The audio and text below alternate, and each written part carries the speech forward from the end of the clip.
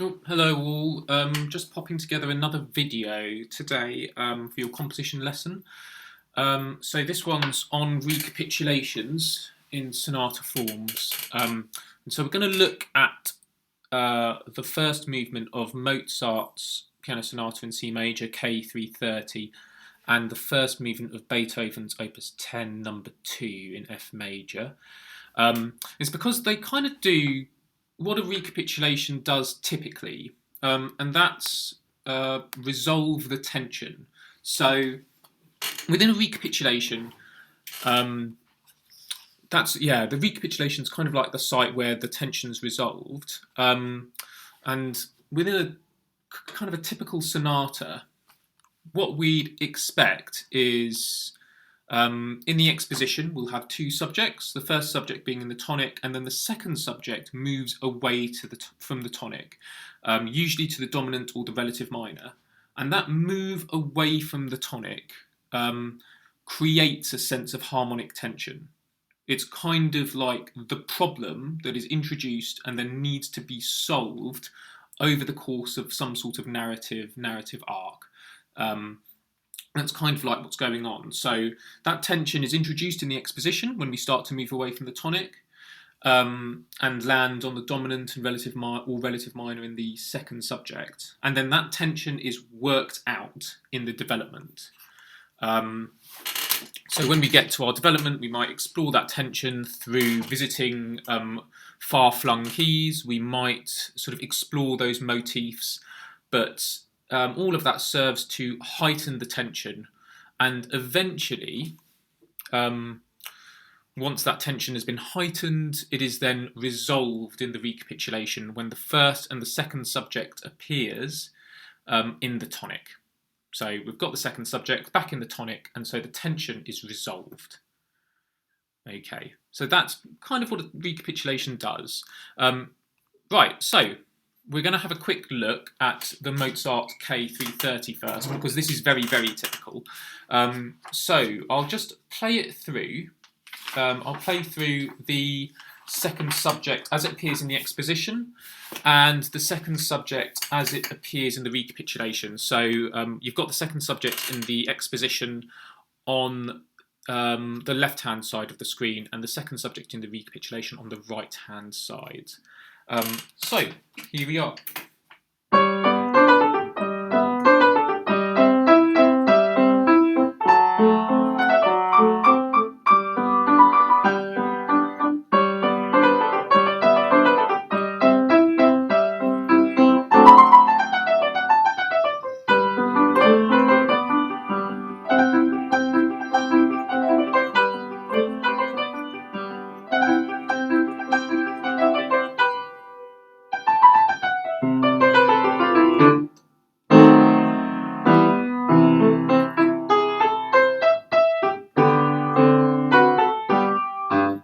Okay, so there it is in the exposition in the dominant in G major, and then when it comes back in the recapitulation, it sounds like this.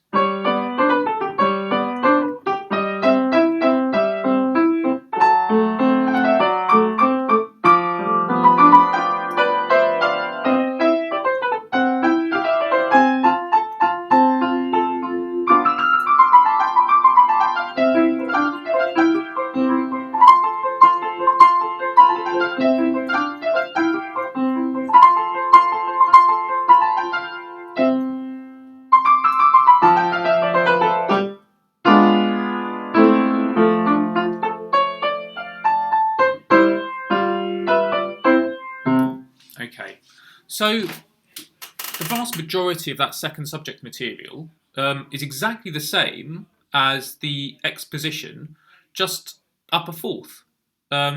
So if you compare sort of everything from bar 110 onwards to bar 23 onwards, it really is just the same material but up a fourth to move it from the dominant to the tonic. And so that's kind of what's going on. When the second subject does start in the recapitulation, it is in fact in the dominant. So the first line of these two second subjects are exactly the same until we get to the last bar. until we get to bar 109. And there we get a change. So instead of landing on chord 1 of G major, we land on chord 5-7-C of C major. We land on a G dominant 7th chord, and that pulls us into the tonic, and that resolves the tension, the harmonic tension over the course of the movement. But I think it's reassuringly simple, the vast majority of this second subject, because it really is just moved up a fourth, and there's a little sidestep that kind of moves us from the dominant in the tonic within that second subject. So there's not, it's not necessarily a case of having to recompose a transition section. You can just have these little side steps that allow us to very quickly change to the appropriate key. So anyway, there's the Mozart. We're going to have a quick look at the Beethoven as well. First, so sometimes within a sonata form, the first subject is recapitulated in a different key.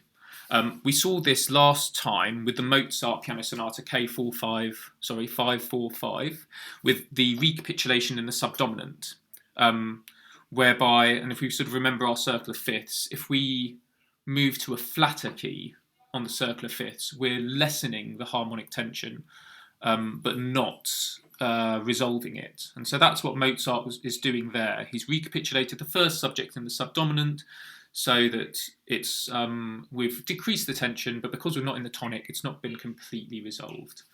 But today we're going to look at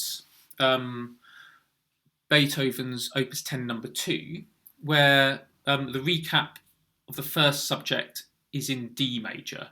And this is kind of like a musical joke. So the pianist lands on the wrong key at the beginning of the recap. Just to kind of give you some context for this, if you were a musician in the 18th century or the early 19th century, you weren't very specialised. You would have been expected as a pianist to be able to improvise, to be able to compose, to potentially be able to sort of sing, to play an orchestral instrument, all to a very high standard. And so it wasn't uncommon at that time to have to sort of, for pianists to challenge each other to improvise certain things. So, this is a short piano sonata movement. And it would have been relatively common to have to improvise a short piano sonata, a short sonata form movement on a given theme. And so this is kind of the context for this joke. We can imagine that, the pianist in this particular piece has started an improvised piano sonata, and then when we get to the end of the development, he doesn't quite get it right, and he lands in the wrong key, and he suddenly has to recover. So we'll have a quick look at the end of the exposition, the end of the development and the beginning of the recapitulation. But first, let's have a look at the first subject. So here's our first subject in the tonic in F major. I'll just play it through.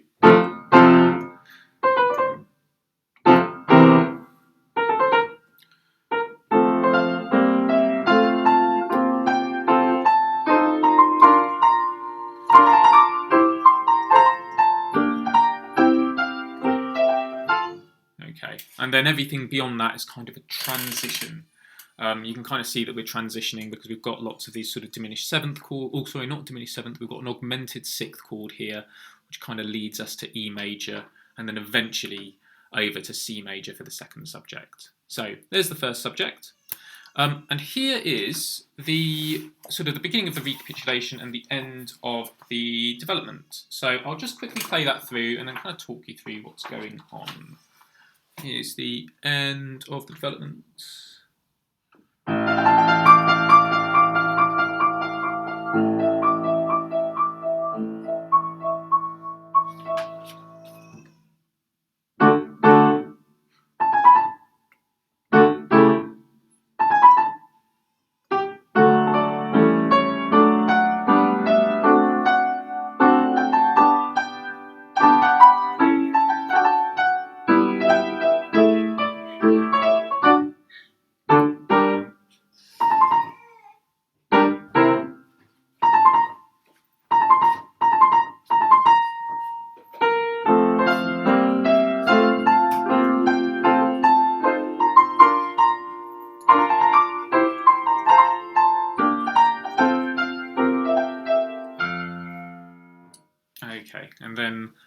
I've stopped at bar 144 is the beginning of the second subject. So at the end of the development, we land on an A major chord. So we end up with this kind of really tentative end to the development, where we start with this, we've got this A pedal, where we'd usually expect a kind of C pedal for the return of the tonic. So we end up with this A pedal, and then we kind of land just on this A major chord over this, like with this sort of decrescendo and this kind of relatively tentative figure. And then there's this really quite long pause. And then we get our first subject in D major. So, which is, a relatively distant key. And here it's kind of like our, as I've said, it's kind of like our pianist has gotten it wrong. We've landed on the wrong key, and now we need to somehow kind of get back to the tonic. We need to get back to F major. So we've gotten it wrong here, and then Beethoven uses G minor here to transition back to F major in bar 137-ish. So the second half of that first subject is in the correct key. And this does happen before in the movement. So here is sort of the end of the exposition. We start off, like we sort of land on this kind of weird, sort of imperfect cadence.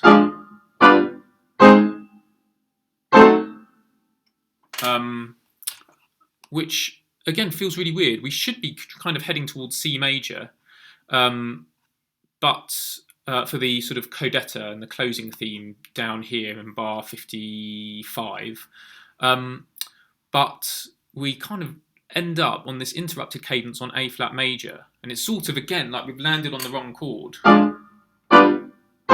Oops. And then we sort of try to work our way back through this F sharp diminished seventh. But that necessitates this sort of kind of Hocketing passage where we've got to find our way back to the correct key. This sort of, I'll play this slowly.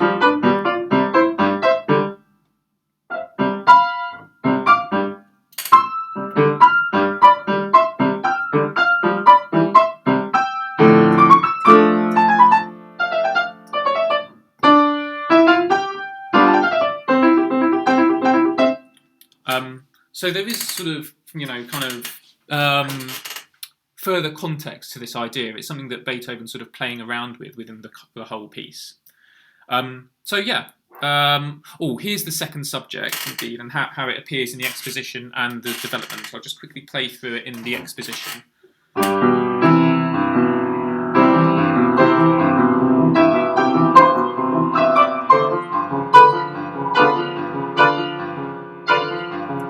So on and so forth. But again, once we're there, once we're in the recapitulation, it really just appears kind of upper fourth. If you compare this bar here to this bar here, it really is just a case of moving that second subject upper fourth, so it appears in the tonic rather than the dominant, and as a result, we can resolve that tension. So how are you going to be able to apply some of the stuff here within your piece? Well, the idea that the second subject can just be moved up a fourth so that it's in the tonic, that's a reassuringly simple idea. It's really, actually it's not very sophisticated, and it's something that's available in the literature. So actually, if you're struggling in your recapitulation to move your second subject into the tonic, a really good idea would be to just move it up a fourth, just transpose it, and then work out whether you could write a transition, whether you can alter the transition section between the two subjects, or whether there's a little sort of harmonic switch that you could deploy towards the beginning of the second subject to move it into the tonic. You could recapitulate the first subject in the subdominant, like Mozart's K545, to lessen the tension. And then, if you've done that, because if you're moving from subdominant to tonic, you could actually just move the entire exposition upper fourth. Because that way, yes, you'd still have the same relationship. And so that might be a nice way, or, again, it's like a nice, straightforward way of getting that recapitulation in place. Or you could do what Beethoven has done. You could recapitulate the first subject in a completely different key before moving to the tonic, in either within the first subject or the second subject. But you really do need a good reason to do this, like a really good kind of a good artistic reason or a good rhetorical reason for this to take place. So it needs to be prepared earlier in the piece, as Beethoven did, by landing on the wrong chord in the exposition, or it needs to be explained later on in the movement. And so, because we're already quite far away, we're already quite far through our sonata form, if you introduce something new in the recapitulation, you kind of need to explain it away in a coda or a codetta. But these are things that you might apply in the recapitulation. I hope that's helpful. Again, if you've got any questions or anything that you want me to cover in particular, do let me know. I hope this has been helpful, and thank you very much. Cheers.